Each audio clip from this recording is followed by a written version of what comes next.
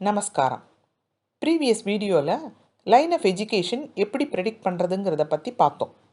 அதே மாதிரி முக்கியமாக majority of the people astrologer கிட்ட கன்சல்ட் பண்ணுற விஷயம் கம்பேட்டபிலிட்டி. உங்களுக்கு கல்யாணம் எப்படி நடக்கும்னு உங்கள் ஜாதகத்தை பார்த்து நீங்களே தெரிஞ்சுக்கலாம்.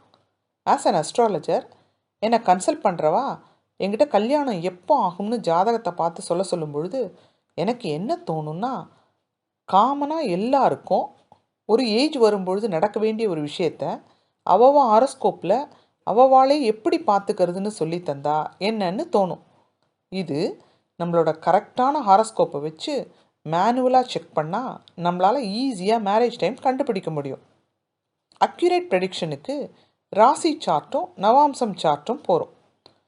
நம்ம வாழ்க்கையில் உறவுகள் ரொம்ப முக்கியம். சில உறவுகள் like father, mother, sister, brother எல்லாம் தானாக அமையிறது. நாம்ளாக க்ரியேட் பண்ணுற உறவுன்னு எடுத்துட்டா ஃப்ரெண்ட்ஸ், லைஃப் பார்ட்னர்ஸ் எக்ஸெட்ரா. இது ஜாதகத்தில் லக்னத்திலிருந்து 7ஆம் இடம் சம்மந்தப்படுற விஷயம். 7th ஹவுஸுங்கிறது friends, business partners, life partners, எதிராளி, காமம் எக்ஸெட்ரான்னு சொல்லிகிட்டே போகலாம். இதில் முக்கியமான உறவான மேரிட்டல் ரிலேஷன்ஷிப்பை க்ரியேட் பண்ணுற லைஃப் பார்ட்னர் ஒருத்தருக்கு எப்படி அமையுங்கிறது இந்த பதிவில் பார்க்கலாம். உங்கள் ஜாதகத்தில் முதல் இடமான லக்னம்ங்கிறது 1 டிகிரியிலேருந்து 30 டிகிரி வரைக்கும் உங்களை குறிக்கும். அதே மாதிரி 180 டிகிரியிலேருந்து 210 டிகிரி வரைக்கும் இருக்கும் 7ஆம் இடம் லைஃப் பார்ட்னரை குறிக்கும். மேரேஜுக்கு காரகன் சுக்கிரன். எல்லாரோட ஜாதகத்துலேயும் சுபகிரகங்கள்னு சொல்லப்படுற குரு, சுக்கிரன், புதன், வளர்பிறை சந்திரன் ஒரு டீமாக வச்சுக்கணும். சனி, செவ்வாய், சூரியன், ராகு, கேது, தேய்பிறை சந்திரனை இன்னொரு டீமாக வச்சுக்கணும். இதில் 7ஆம் இடம் சுபகிரகங்கள்னு சொல்லப்படுற தனிச்ச புதனும் சந்திரனும் சம்மந்தப்படும் பொழுது ஏர்லி மேரேஜ் ஒருத்தருக்கு நடக்கிறது. அதே சனி, செவ்வாய், சூரியன், ராகு, கேது, தேய்பிறை சந்திரன் இப்படி சம்மந்தப்படும் பொழுது லேட் மேரேஜ் நடக்கிறது.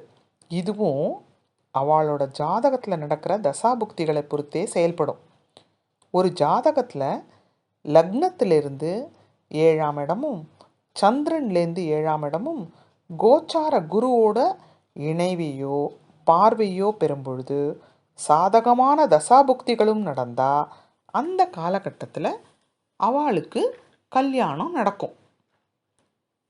குருவும் சுக்கிரனும் உங்கள் ஜாதகத்தில் எந்த இடத்துல இருக்கோ அந்த இடத்துல கோச்சார குரு வரும்பொழுதெல்லாம் மேரேஜுக்கான டைம்னு சொல்லலாம்.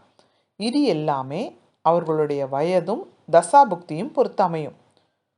குரு ஒரு ராசியிலிருந்து மற்றொரு ராசிக்கு நகர எடுத்துக்கொள்கிற டைம் 13 மாதம்.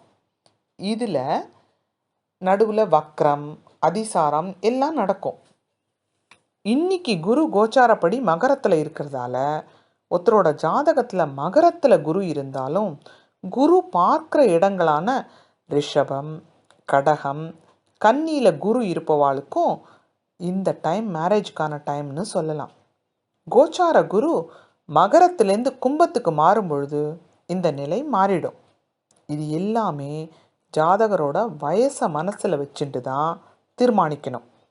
ஆல்ரெடி மேரேஜ் ஆனவா நீங்கள் முதல்ல உங்கள் ஜாதகத்தை வச்சு கன்ஃபார்ம் பண்ணி பார்த்தா இது 100% கரெக்டாக இருக்கும்.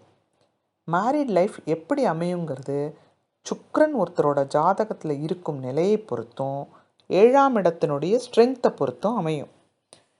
எப்போவுமே மேரேஜுக்கு 5, 7, 11ஆம் இடங்கள் சம்மந்தப்படும். இதில் 7ஆம் இடத்தை விட 11ஆம் இடம் ஸ்ட்ராங்காக இருக்கக்கூடாது. இதுதான் ஒருத்தரோட லைஃப்பில் செகண்ட் மேரேஜுக்கு ஆப்ஷன் ஆகிடுறது. இந்த மாதிரி அமைப்புள்ள ஜாதகர்கள் இதிலிருந்து தப்பிக்க ஒரே ஆப்ஷன் என்னென்னா லேட் மேரேஜ் பண்ணுறது தான்.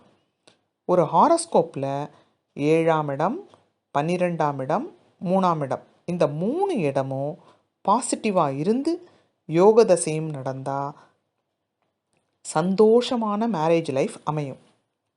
சுக்கிர தசையோ ராகு தசையோ திருமண காலகட்டங்களில் நடக்கும் பொழுது 5ஆம் இடமும் சம்மந்தப்பட்டா அவளுக்கு இந்த மேரேஜ் லவ் மேரேஜாக ஆகிடும்.